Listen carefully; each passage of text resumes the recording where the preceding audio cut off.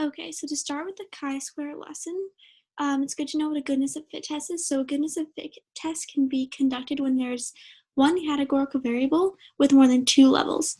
So in this case, if our expected counts are greater than or equal to 5, then we would use a chi-square test. And then if any expected count is not at least 5, we will use a randomization test. So for a goodness of fit test, it compares the observed counts to the expected counts. So the observed counts are the number of cases in the sample in each group. So that's the actual data that you collect. And the expected counts are computed. So you can compute these with a formula or through a graph, and they're computed given that the null hypothesis is true. So this is the number of cases we expect to see in each cell if the null hypothesis were true. And then once we actually get our data in the observed counts, we can compare the observed and expected counts. So we can calculate the expected counts by taking n, which is our total sample size, and multiply that by p of I, which is the hypothesized proportion of whatever group you are looking at for the proportion. And then we can calculate our chi-square test statistic by taking the sum of our observed minus our expected counts, squaring that, and then divide that by the expected counts. So the chi-square distribution varies depending on degrees of freedom, so similar to the t distribution and the f distribution. For a chi-square test, our degrees of freedom is the number of groups minus 1, so make sure that you're using the number of groups and not confusing that with the sample size. And then to find our p-value, we just find the area under the chi-square distribution to the right of our test statistic. So the way our chi-square distribution is figured, we're always going to use a right-tailed test when we're finding our p-value. So again, we're going to use the same 5-step hypothesis testing procedure we've been doing. So step 1, we're going to check our assumptions and write our hypotheses. So it's recommended here, in the case of chi-square test, to write the hypotheses first. So your null hypothesis contains the equalities, and the alternative is that at least one population proportion is not as specified in the null. And then for your assumptions, it's just that all expected counts must be at least 5. So you can calculate that by taking your sample size and multiplying that by your proportion for that group. Once you write your hypotheses, you're going to compute your test statistic, and you can do that by taking the sum of your observed minus your expected squared, dividing that by the expected count for each cell, and then after doing that, then you add them all together. So once you get your chi-square test statistic, you can determine the p-value. So you'll construct a chi-square distribution with degrees of freedom, and your degrees of freedom here is equal to the number of groups minus 1, which we went over before. And then again, you're going to take a right-tailed test in order to get your p-value here. So step 4, same as before, we're going to make our decision whether to reject or fail to reject the null hypothesis. So if your p-value is less than or equal to alpha, you're going to reject the null, and if your p-value is greater than alpha, you're going to fail to reject the null. And then lastly, state a real-world conclusion, which is just addressing the original research question based on your decision in step 4.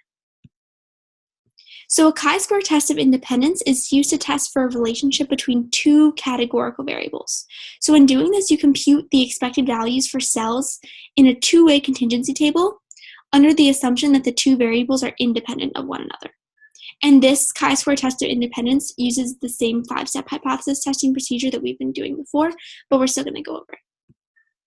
So first, you're going to check your assumptions and write your hypotheses. So our assumptions here that all expected counts are at least 5. And then the other assumption is that our sample is randomly drawn from the population. Once we check our assumptions, we can write our hypotheses. Our null hypothesis is that there is not a relationship between the two variables, so they're independent of one another. And then our alternative hypothesis is that there is a relationship between the two variables. So we're really just testing in this test of independence to see if there is a relationship or if there isn't a relationship between the two variables. So if they're independent or dependent on one another. So once we write our hypotheses, we're going to compute our test statistic. So our test statistic here is the same as formula as we had before, our same chi-square test statistic. We're going to do observed minus our expected squared over our expected, and then add each cell value together once we do all those. And then our expected cell values here, we can calculate those by taking our row total, multiplying that by our column total, and then dividing that by our total sample size. So the same last three steps here, determine the p-value. So we're going to construct a chi-square distribution. This chi-square distribution has a different degrees of freedom from the last one. Since we have two-way tables here, we're going to take the number of rows in that two-way table, subtract 1, and then we're going to multiply that number by the number of columns in our two-way table, minus 1. So that is our degrees of freedom for the chi-square test of independence. And then again, we're just going to do the same right tail test to find our p-value. Then we're going to decide whether to reject or fail to reject the null hypothesis, and then state a real-world conclusion. So we've already talked about, if you remember, we talked about risk, odds. We're going to discuss relative risk now. So relative risk compares the risk of a particular outcome in two different groups. So if you remember risk is often used to describe the probability of an event occurring. So for example, in our previous calculation of risk that we did in the other lesson that had risk can be calculated by taking the number with a certain outcome divided by the total number. So when we're talking about the terms of the flu, if we say 45 out of 100 children get the flu each year, we can say the risk of a child getting the flu is 45 out of 100 or 45%. So in the case of relative risk compares the risk of two different groups. So it compares the risk in group 1 to the risk in group 2. And that's exactly how we calculate it. So we take the risk in group 1 and divide it by the risk in group 2.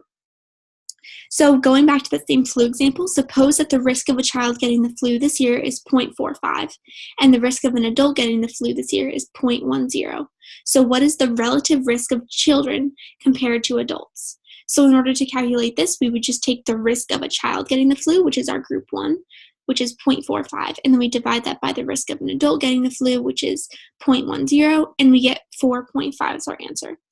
So when we're writing out relative risk in our answer, we can say that children are 4.5 times more likely than adults to get the flu this year. Okay, so our first review. When randomly selecting a card from a deck with replacement, are we equally likely to select a heart, diamond, spade, and club? I randomly selected a card from a standard deck 40 times with replacement. Calculate the expected count.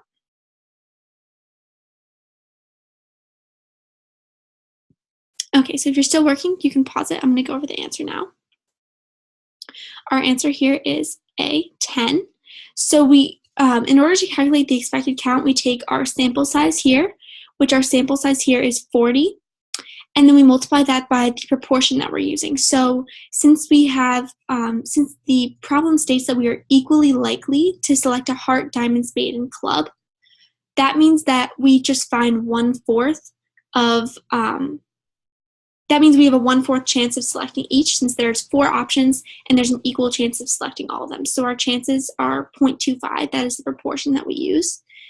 And once we get that, we can multiply our proportion of 0.25 by our sample size, and we get 10 as our answer.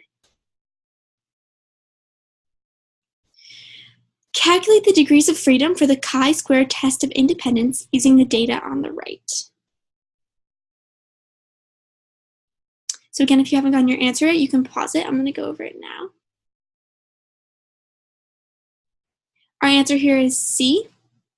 So again, when you're calculating the degrees of freedom for the chi-square test of independence, you calculate that by taking the number of rows minus 1 multiplied by the number of columns minus 1. Here we have 2 rows. Our rows here are men and women, so those are our 2. We subtract 1 and we get 1. Then we can multiply that by our number of columns minus 1. Here we have 2 columns, yes and no. We subtract 1, we get 1, and when we multiply 1 and 1, we get a final answer of 1.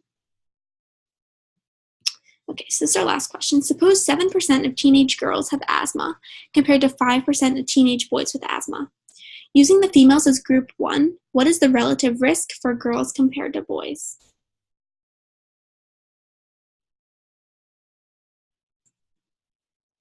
So if you still need time to work, you can pause, but I'm going to go over the answer now. Our answer is 1.4 here. So remember, relative risk is the risk in group 1 divided by the risk in group 2. Our risk in group 1, since females is group 1, we have a 7% risk. And then we have a 5% risk in group 2. So we divide 7 by 5 and we get 1.4. So we can say that the risk of asthma is 1.4 times as great for teenage girls as it is for teenage boys.